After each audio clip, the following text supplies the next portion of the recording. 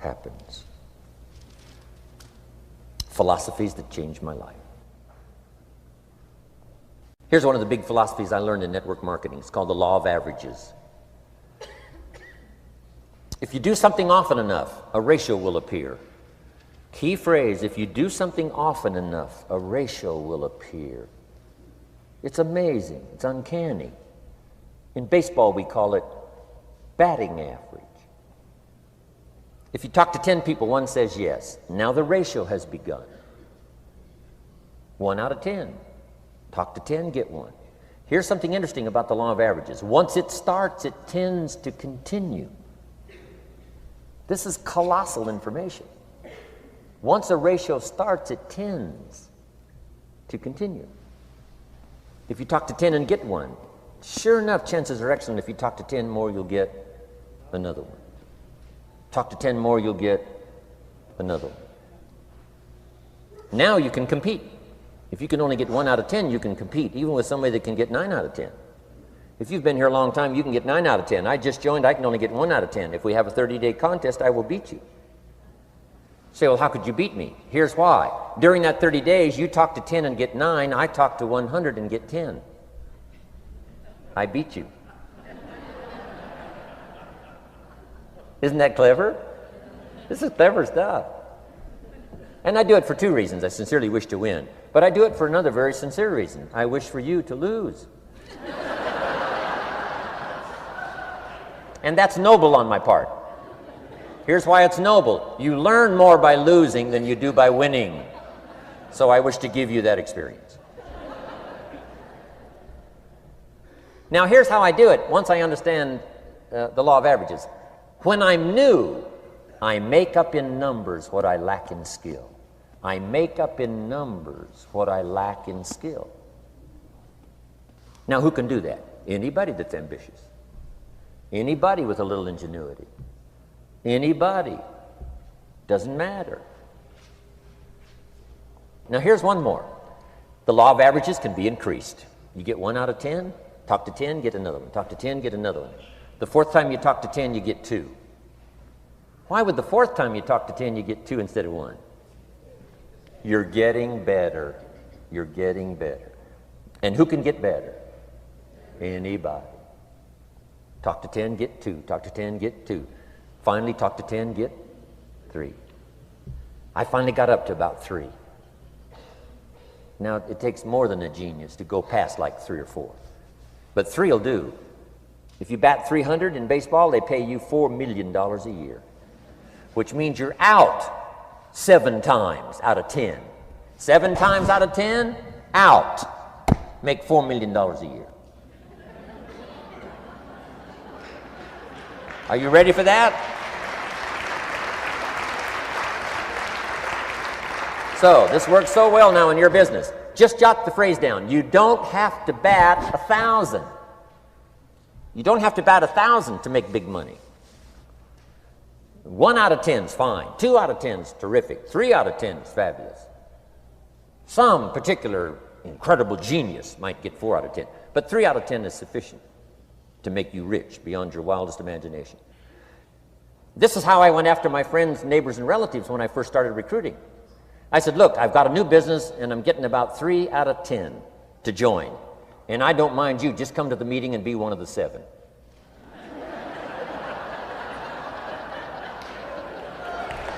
Right?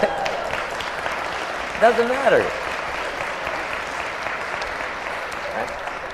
You're my friend, you'll do me a favor. And so it's not important to me that you like it. It's not important to me that you join. It's certainly not important to me that you buy. It's just important to me that you listen. One of the reasons, though, I want you to hear the story is because a year from now, if I'm doing well, I don't want you to say, how come you never picked up the phone a year ago? I never got a letter, never got a call. You call me a friend? You're making all this money, you never picked up the phone. So I don't want that to happen. So for 2 reasons, I want you to see what I'm doing. So that a year from now, if I'm doing well, I can say, you know, I gave you the opportunity. But also, just as a favor, come and be one of the 7. It doesn't matter to me if you buy or join. But I need 10 to get 3. And if you're one of the 3, wonderful. If you're not, wonderful. It might matter to you, It might matter to you, but it doesn't matter to me. Now, it matters to me because we're friends, but it doesn't matter in terms of my averages. So if you decide to get rich, just learn the law of averages. You're off and running. Now, here's the second law that changed my life forever in network marketing. I learned the law of sowing and reaping. And in the law of sowing and reaping is also the story of the law of averages. Jot this down. The story of the sower comes from the Bible. I'm an amateur on the Bible, but this is such a useful story. Here's what the story says. And take the notes because the drama's in the details. The sower was ambitious. Evidently, he was ambitious. When you read the whole story, you'll conclude, yes, this was an ambitious sower. Here was number two. He had excellent seed. The sower who sowed the seed had excellent seed. And the excellent seed can be an excellent opportunity, an excellent product, an excellent story. So we've got an ambitious sower with excellent seed. But now here's the rest of the details of the story. For your information, for the drama of your life, so you can understand things better. Learning some of this is how I got rich by age 31. Okay.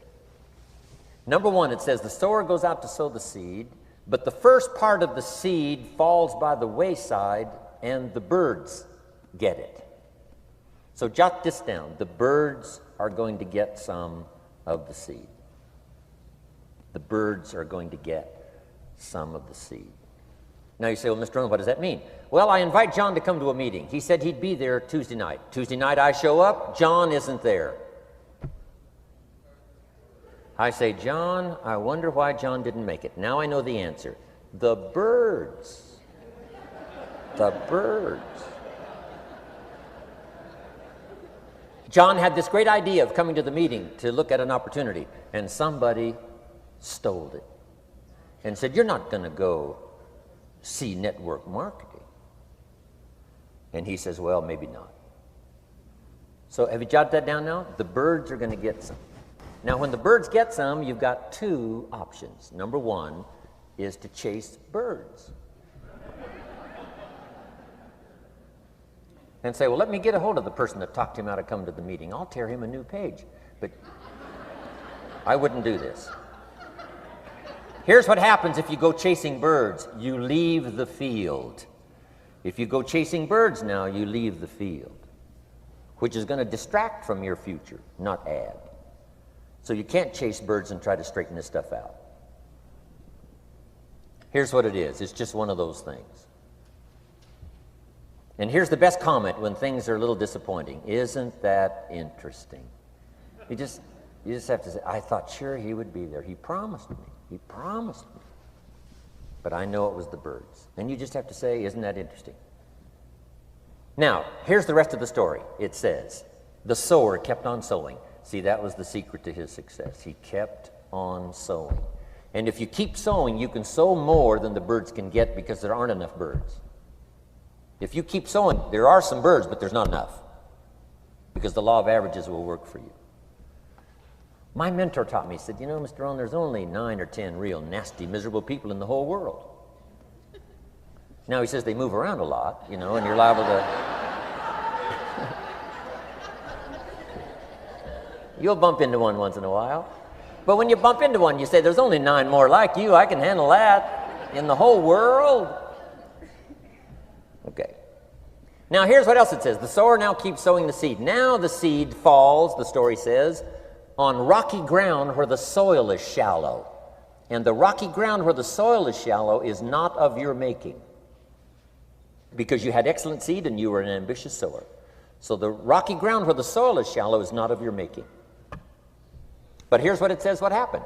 This time, the little seed that falls in the ground starts to grow, and the little plant starts to grow. But the first hot day, it withers and dies.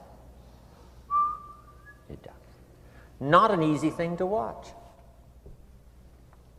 I finally get John started. Sure enough, 3 or 4 days later, somebody says, boo, and he goes,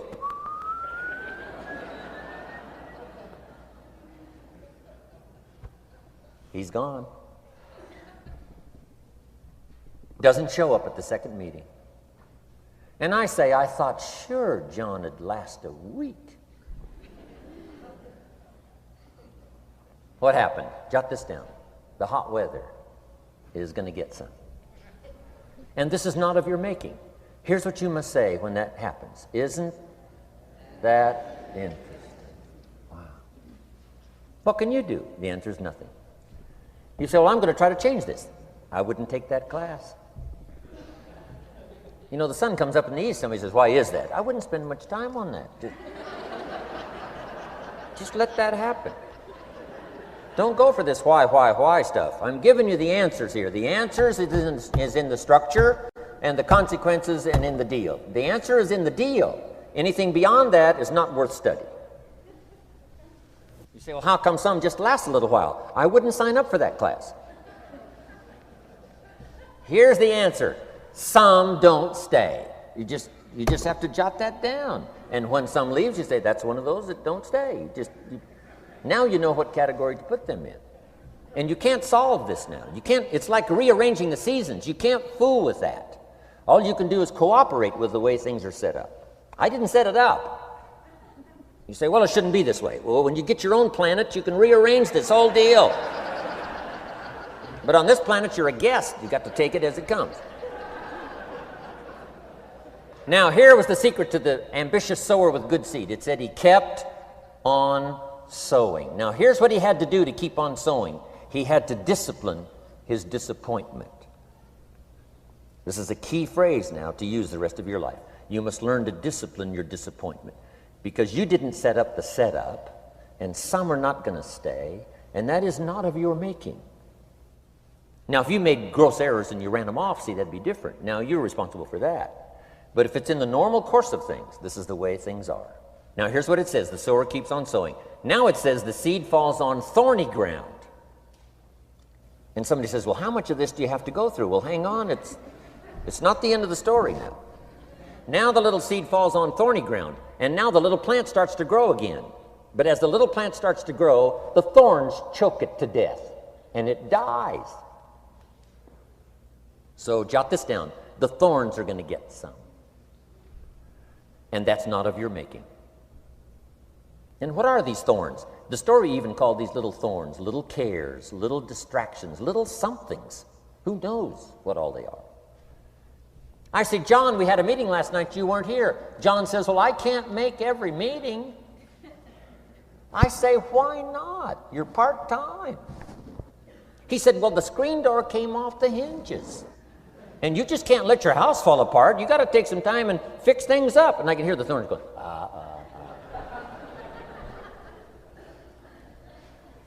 He says some extra trash had piled up in the garage. You can't let mountains of trash take over. You got to keep your trash hauled out. People who let little things cheat them out of big opportunities. People who let little things cheat them out of big opportunities. And you feel almost helpless. What could I do about that? And that's nothing. And you say, well, why is this? I'm asking you not to sign up for that class. Don't sign up for these why is this class. It's just the way it is. Like winter following fall and spring following winter. So if you got that, the thorns are going to get some. But now here's the good news. Let's read the rest of the story now quickly. The sower now what? Keeps on sowing the seed, keeps on sharing the story, keeps on giving an invitation. Yes, the invitation can be more powerful for me as it was 1 year later than it was the first month. Because now I'm saying I'm making twice as much money part-time as I'm making on my full-time job. Yes, the story can be more powerful, but the law of average is still going to work. But now here's what the story said. Finally, the seed falls on good ground. Finally, the seed falls on good ground. Now, put this in parentheses. It always will, if you keep sowing. If you share a good idea long enough, it will fall on good people. But now here's the rest of that story. Some of the good ground did 30%. And some of the good ground did 60%. And some of the good ground did 100%. You say, well, why the difference in numbers? I wouldn't sign up for that class. Come on. Have I said that often enough now? don't register for that class. It's just the way it is. Now, I tried to get the 30s to do 60. Found out it was more than I could handle. I used to say, I'll make them successful if it kills me. I almost died. No, you can't do that. Here's what you do. Let the 30s do 30 to the best of their ability and keep doing 30, because that's how they build their lifestyle and get what they want out of life. And let the 60s do 60, and let the 100s do 100s. Now, how can you get some to do 100%? You got to go through all these experiences, and you got to talk to all these people. Let me quickly give you now a list of the skills that changed my life forever.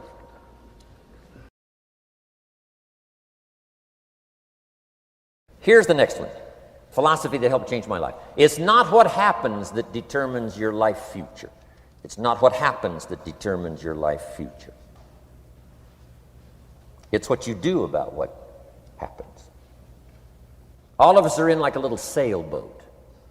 And it's not the blowing of the wind that determines your destination. It's the set of the sail. So jot this phrase down. It's one of the best to understand. Kids need to understand it. The same wind blows on us all. The same wind blows on us all. The wind of disaster, the wind of opportunity, the wind of change, the wind when it's upside down, the wind when it's favorable and unfavorable. The same wind blows on us all. The economic wind, the social wind, the political wind. The same wind blows on everybody. The difference in where you arrive in 1 year, 3 years, 5 years, the difference in arrival is not the blowing of the wind, but the set of the sail. And that's what learning is all about, to set a better sail this year than last year.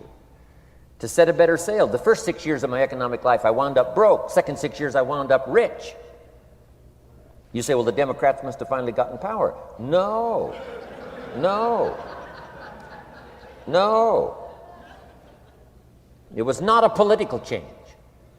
Here's what changed the second 6 years of my economic life. It was my philosophy that changed. The set of the sail of better thinking, correcting the errors of the past and picking up new disciplines for the future. That's all I had to do at the end of the first 6. Correct the errors of the past and then pick up some new disciplines for the future. And my total life changed. The second 6 years was totally different than the first 6 of my working life. And guess who can do that? Anybody. Now, you can keep on the same path for the next couple of years as you have the past 2. But if you wish to, and maybe everything's okay for you and you don't need to, but if you need to make some changes, I'm telling you, you can start doing it today so that the next 2 years will be drastically different than the last 2.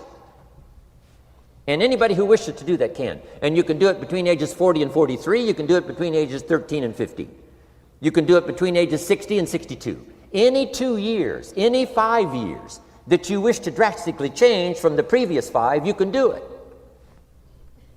If you wish to. Now, this isn't written. This is not a law. Here's what it's called: opportunity. But if you don't know you can change, if you don't know you can drastically change your income, change your future, change your health, change your marriage, change everything, if you don't know that, some people then go year after year after year after year not making much change simply because they didn't get to the class. They never read the book. They never went to the seminar. They never made the discovery. They didn't seek for the knowledge of how could I make my life better. And if you just rock along, I'm telling you it's okay. Anybody can live any way they choose, but I'm here to tell all of you that if you wish to, it's possible to make the next 3 years totally different than the last 3. And all you have to do is just a few things. So if you got that one now, it's not the blowing of the wind that determines your income. It's not the blowing of the wind that determines your fortune. It's the set of the sail. And that's why we gathered here today. Maybe I've got some ideas that'll help you with a couple of little things about setting the sail of your thinking that might drastically give you multiplied more benefit the next 3 years than you've gotten in the last 3. So it's not what happens. What happens to everybody. Chevron years ago brought me in to talk to management. They said, Mr. Rohn, you travel around the world and you're fairly knowledgeable. What do you think the next 10 years are going to be like? I said, gentlemen, I can tell you I do know the right people. So they all leaned forward and listened carefully. And I said, gentlemen, the next 10 years are going to be about like the last 10.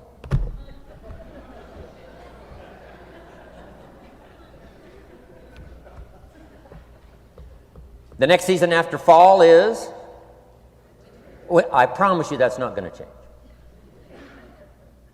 After day comes night. I promise you that's not going to change. Here's how the last 6,000 years reads. If you want to make a note of Jim Rohn's vision of history the last 6,000 years, here's how it reads. Opportunity mixed with difficulty. And if we're around another 6,000 years, it's going to read like that looks like for the next 6,000 years. Opportunity mixed with difficulty. Now, sometimes there seems to be more opportunity than difficulty, and then sometimes there seems to be more difficulty than opportunity, but the mix isn't going to change. After expansion comes recession. But after recession comes expansion. Not to think so, see, is naive. And once you've got just a little of this stuff settled, then you know exactly what to do.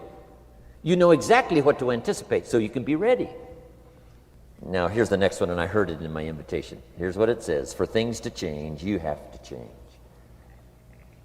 I was hoping the government would change, and taxes would change, and economics would change, and my boss would change and be more generous. I wished for everything to change, and my teacher said, no, Mr. Rohn, for things to change for you, you have to change. Don't wish it was easier, wish you were better. Once I understood this, this altered the course of my life. Don't wish it was easier, wish you were better. And here's the big one. Don't wish for less problems, wish for more skills. You don't need less problems. You simply need more skills. Don't wish for less challenge, wish for more wisdom. Accept the challenge, because you can't grow without a challenge. You can't get rich without a challenge. You can't fly without gravity. You have to understand the challenge. But that's the key, is to now develop wisdom to overcome the challenge. Don't wish for less challenge, but more wisdom. And then here's one more philosophy that helped change my life forever. You can do the most remarkable things no matter what happens. Humans can do the most remarkable things no matter what happens. Philosophies that changed my life.